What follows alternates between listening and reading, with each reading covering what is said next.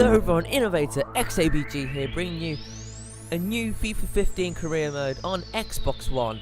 And this is going to be an absolute awesome career mode, as I've picked Everton FC, the team that came 5th in the Premier League last season and are in the Europa League. But this is going to be extra special for me because it's the team which I support.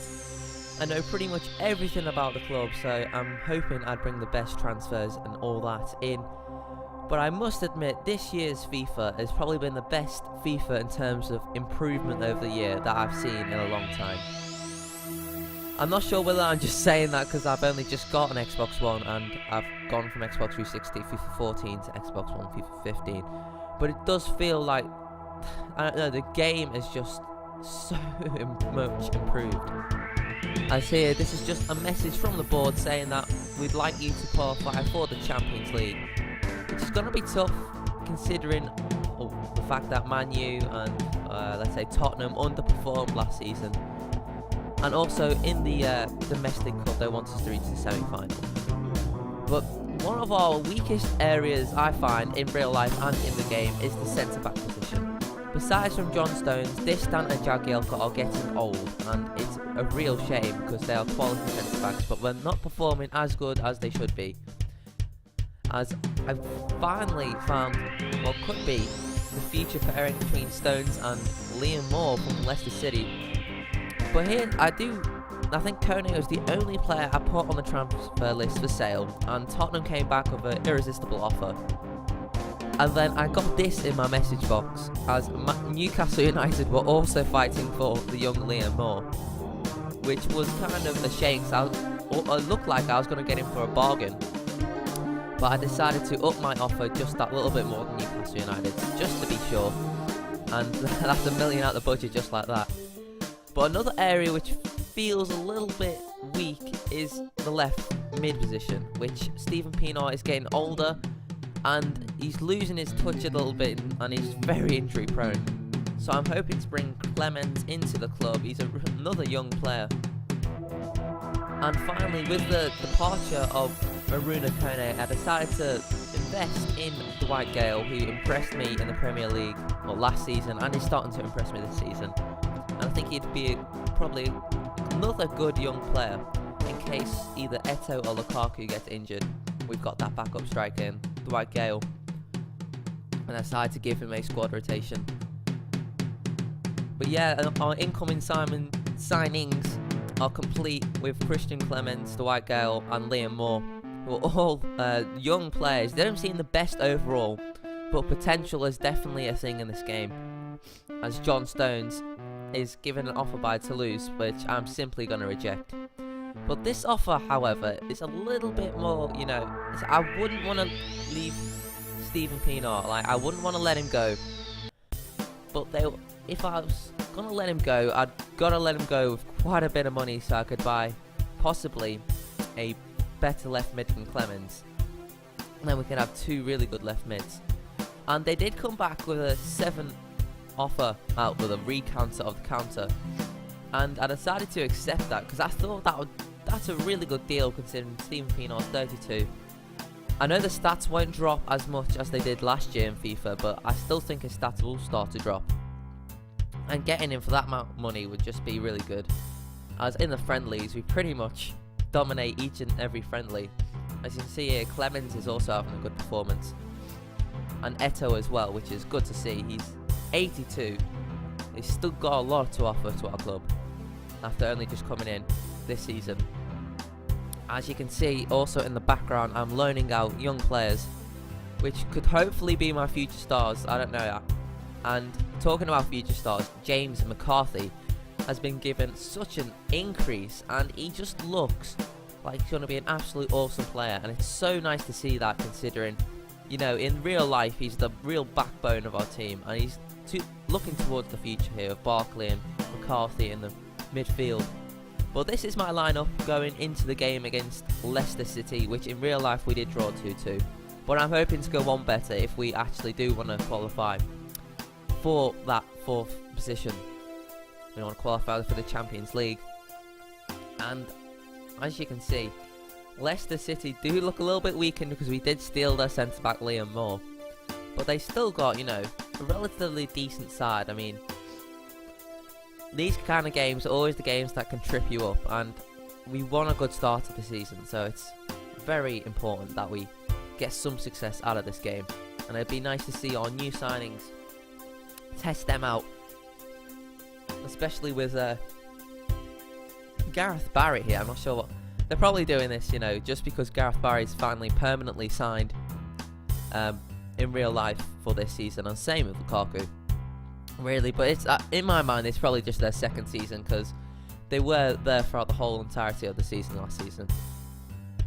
And as you can see, you know, David Nugent or Ochoa could be kind of dangerous, especially Cambiasso.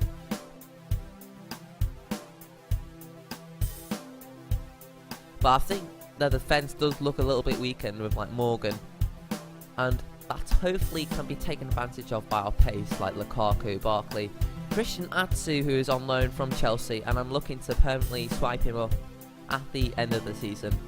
And as you can see, my pairing, Jagielka and Stones, so I do think this Dan is starting to lose his touch a little bit, even though he's been a great servant and he's so consistent over the years. But I do think we need to play Stones as much as possible, especially with his overall increase this year. And you can see already, right from kickoff, we're just making some progress. With Barkley with an incredible tackle. Look how easy this is. I could not believe it with my own eyes. World class, absolutely tramping them. Leicester City down 1-0 against Everton. And Lukaku nets his first official goal. Oh, well, first official goal as being an official signing in my career mode. And the team all huddles over. And that was absolutely poor defending from Leicester. As soon as Barkley made that tackle, he had so much space, and it was just an easy pass to Lukaku.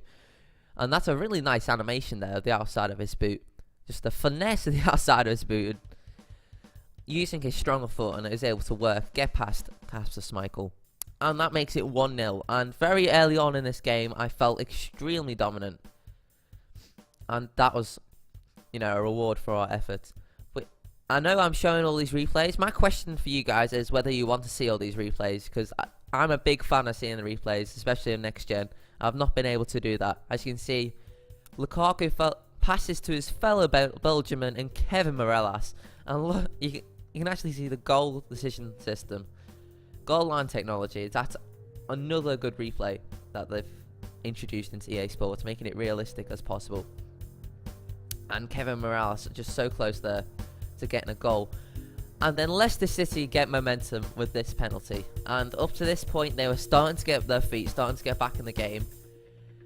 And it's a really poor tackle from Leighton Baines, I must admit. You can see there, very late, and I'm surprised he didn't even get like a red card, and I'm actually being quite serious. He stopped Ochoa from getting the ball on shooting it, and he's pretty much last man if you think about it.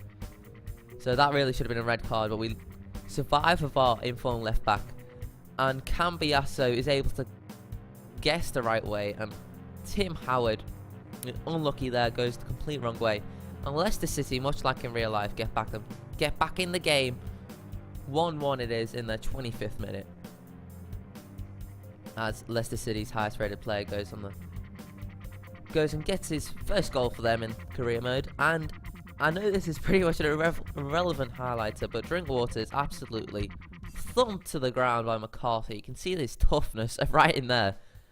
And that's another thing about this FIFA. I'm not sure if you're all finding this, but the tackles just seem a lot harder and a lot more brutal, if you know what I mean. It's just, I don't know, like, and they also seem quite realistic as well. As you can see here, Lukaku is able to get on through with a good tackle from Barry, and you see that tackle probably would have happened in real life, and a red card, which it pretty much stunned me. Although you can see the referee's point of view, Matthew Upson has to go because Lukaku is the last man on goal, and he clips his leg, clearly not looking for the ball. And already you can see the momentum is starting to shift into our favour, especially with Leighton Baines on the free kick, possibly the best free kick taker in the Premier League, and was not able to get past the wall. But moments later, Christian Atsu is also crunched, which could have been a yellow cardable offence, but Leighton Baines gets another opportunity to redeem himself. And that's one thing I do need to improve on, I must admit, that is my free kick taking. It's pretty much atrocious, as you can see. Got the Leighton Baines, and I'm not even utilising him. But you can see him, Morelas. Look, he survives 2 tackles. I'm not sure how he does that. And is able to get a run through on goal, and is almost getting past Cassius Michael with a finesse shot. And that's, you know, finesse shot. You're going to be seeing a lot of that because they're quite overpowered in this game. As Ross Barkley also hangs his head in disappointment. But as you can see, I decided to make a change for Barkley because he wasn't really putting the impact on the game in the second half as he was in the first half.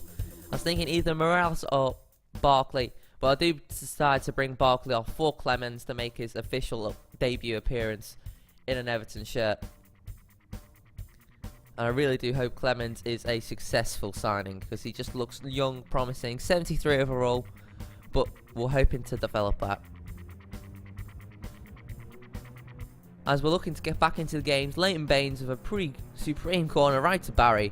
A lot of chaos, but John Stones, promising centre-back, is able to thump that into the back of the net, and you can see the nice corner animation there that they brought in.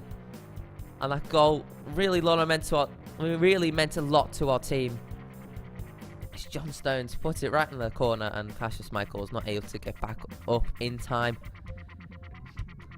But I must admit, after the red card, I did see a huge change in the momentum of the game. We were just absolutely all over Leicester. And look at this, Leicester, because they've got holes in their defence, they end up going all out attack to get that equaliser. But Lukaku rewards Clemens for his great tackle. And on his first appearance, Christian Clemens is able to put that in and pretty much see this game out with a 3-1 result. And the momentum of the game shifted. Unlike other FIFAs, I felt like FIFA 12, 13, 14, the red card didn't mean much difference. You could just, you know, kind of just work around that. But I was absolutely all over Leicester as soon as the red card was punished. And you can see here, look at this. I'm on defensive mode, and Christian Clemens is completely through, and it ends up being a 4-2 situation to Everton's advantage in the amount of players. And Clemens, I'm not sure how he misses that. He could have got a double from coming off the bench, and also hits the other post. Well, that time he was offside. Well, the game is pretty much in doubt now, so I was not too worried about that. But it would have been nice for Clemens to come on and get 2 goals in the space of not very much time. As you can see, our Everton boys celebrating with a 3-1 victory, which will hopefully kickstart our season.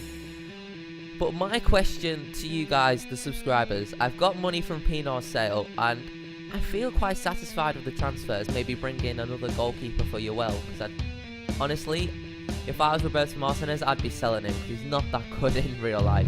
But whatever. Yeah, my question for you guys is, who should I sign for Everton with a new budget? Make sure you leave your comments down below, and I'll be looking forward to seeing your response. And tomorrow we'll have a new episode of the Player Career Mode, so be looking out for that. And thank you guys for watching. I'll see you guys later.